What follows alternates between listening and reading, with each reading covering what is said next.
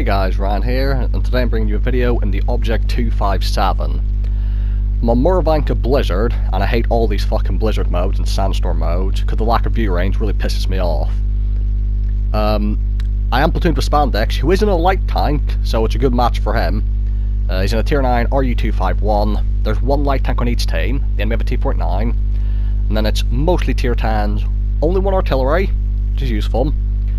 And they only have, because when you're in a 257, I've spoken about the armour of this tank before, it has 130 at the side on a flat bar, and then just below it, 45mm angled a bit like the hull of a boat, so it pretty much auto-ricochets everything under 136mm caliber or lower. Now there's no 136mm gun, so it's all the 130s and lower, whereas the 140s, 150s and higher will overmatch this tank's side armour. So they only have two tanks that can overmatch me, two E100s. And basically the point of this game is, I can't see shit. So what I'm going to do is, I'm just going to try and get as close to the enemy as possible. And what that means is you're going to see something quite stupid, and that is, you're going to see how this thing's side armour works against tanks that cannot overmatch it. Now before we get into this, I want anyone watching to know, I'm probably going to recommend that you shouldn't try doing what I'm about to do on a regular basis. But if you want to have a giggle, you do this, it's fucking hilarious. So as you can see, I've been spotted because Blizzard and Sandstorm mode sucks, and they've got light tanks, a Batchat and a Leopard. So I'm just going to push in, nice and close, and I'm not quite at my position yet.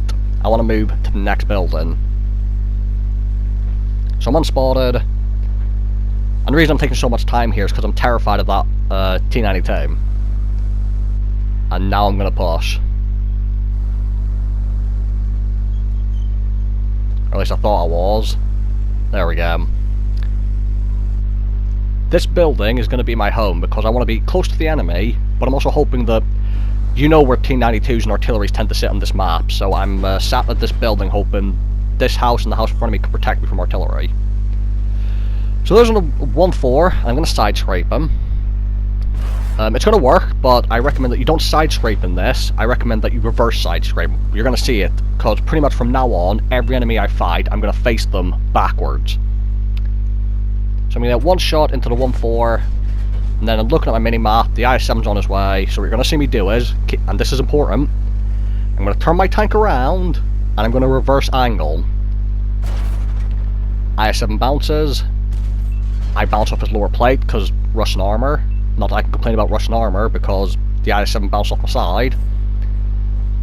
So I've got the heat loaded. IS-7 bounces again. And I know I've got the reload advantage over an IS-7, so I'm just going to back up one more time to get one last shot in.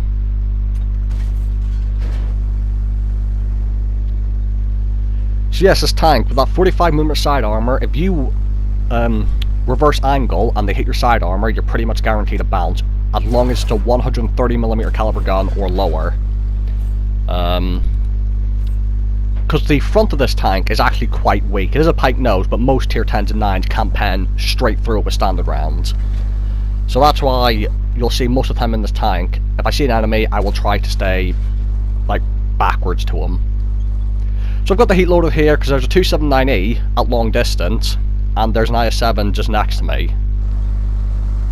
Unfortunately, because I have the heat loaded, when the T-49 shows up, it's going to be quite hard for me to get the shot in. And not just because of the lower shell velocity, but the reason I hate these Blizzard and Sandstorm modes, as I bounce a shot from the Leopard there on my side, is that when I'm trying to lead a shot on someone like the T-49, I cannot see if there's like a building, or a fence, or some kind of destructible object where I'm aiming. So like if I try and aim in front of him and shoot, I might hit the building instead of the light tank.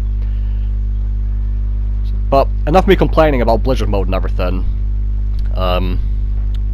It's just why I've gone so aggressive here, because I just can't be arsed. Sit in the back of the map.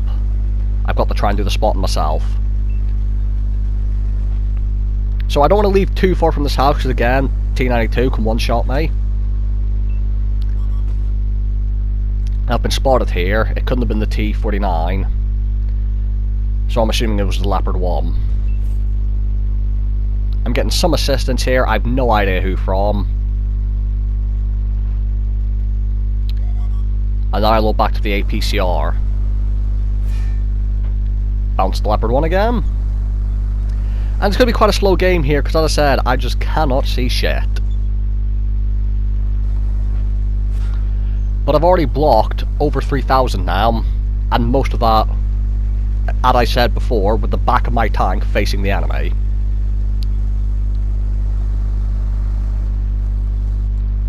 So I'm spotted, hence why I'm at this side of the house again, constantly thinking about avoiding the artillery.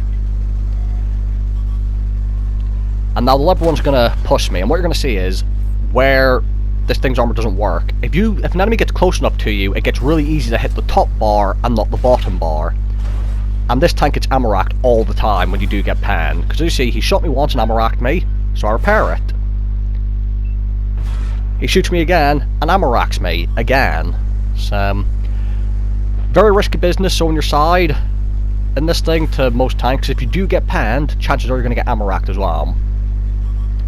But if you're fighting against 257, the closer you get to it, the easier it will be for you to hit the upper bar of 130 instead of the lower angle bar of 45, so just remember that. So killed the IS-7. Again, I'm backing up on this hill, trying to keep my armor angled between the light tank and whoever might be behind me. But now I have a 21-second reload just over. So after taking that shot, I realised I probably shouldn't have risked it, given the reload time. Spandex unfortunately gets killed by the T-49, and I realise I'm only realistically going to get one more shot here before he disappears from view. And it would be really nice to get rid of their light tank. Unfortunately, I miss, and that fucking sucks.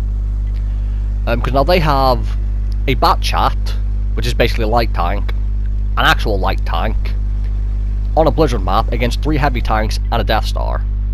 So they have a huge advantage right now, and artillery. So here's an E-100. Now, the issue with this is, I can't just do my usual drive out sideways thing, because he's one of the few tanks who can overmatch me. So I actually have to be quite careful here. Unfortunately, I can't go out, so I have to aim at his turret. So I load heat to go through his turret, but because it's Blizzard mode, despite him being at less than 100 meters from me, I cannot actually see where his gun mantlet is. So I think when I shoot at his turret there, I hit his gun mantlet, and again, I cannot, I can't see anything.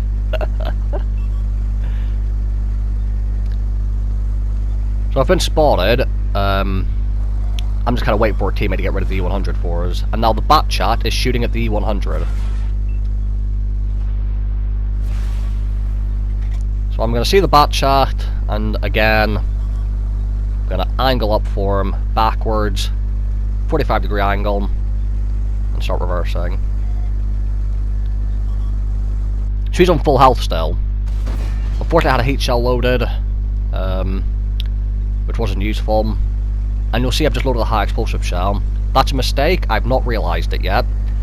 There's a lot of tanks I have where I only have standard shells and premium shells where I don't carry any high explosive. So I'm used to tapping X once to change to premium shells, and tapping X once again to change back to standard shells. So I've done that, but obviously because I tapped once and I was on premium shells, I've loaded a high explosive shell, and I've not noticed. So that's going to be a bit of an issue. Teammates told me to follow him. I've said affirmative. I'm going to stick together with the team here, because our Death Star has a decent bit of health left. And we are going to make the run to try and find the artillery. But as I said, they have a huge advantage in that they can outspot us, because we have 2 heavy tanks and a Death Star, and they've got essentially 2 light tanks. Because everyone knows the Bat Chat's basically a light. Our Death Star gets annihilated for 1600 hit points by the T-92.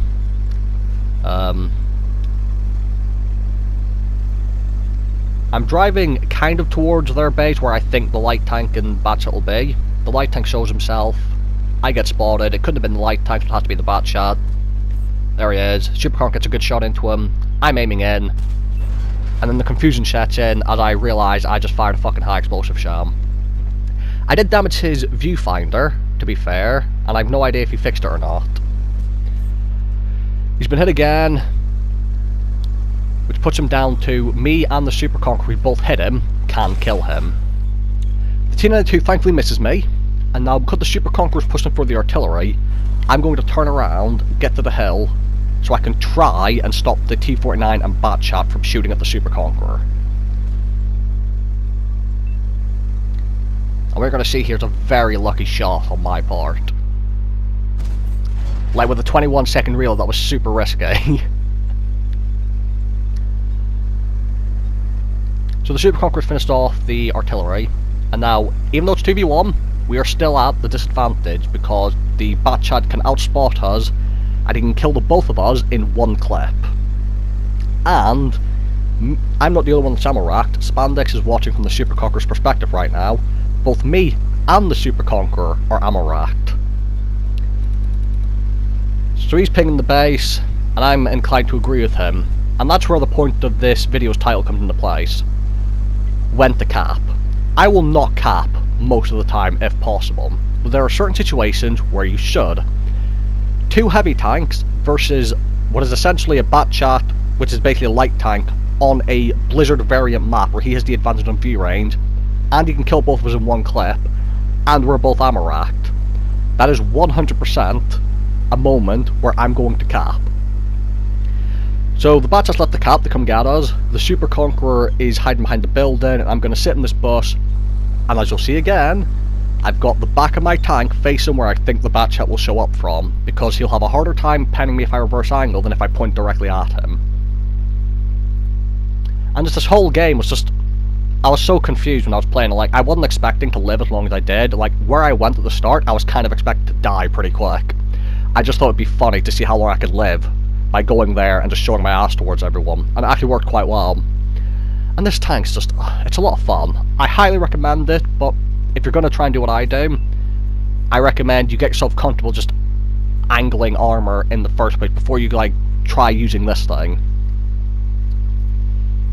Or at least try using it in the way I do, which is just drive towards all the enemies and try and get surrounded by them. So this game, very close one, I nearly fucked it up by doing something stupid. But sometimes stupid works. 4,000 damage, 1,500 assistance, and 4,700 blocked, most of which backwards to the enemy. So I got a steel wall for that, an ace tanker. This game was also my first mark of excellence on this tank. And the Super Conqueror I worked with at the end there actually came top on damage, whereas I came top on XP, and Spandex did a really good job coming third on the team. Didn't get much damage, but did manage over 4,000 assistance, I believe. So, very fun game for me. A very stupid game all round, I would say. So thank you guys for watching.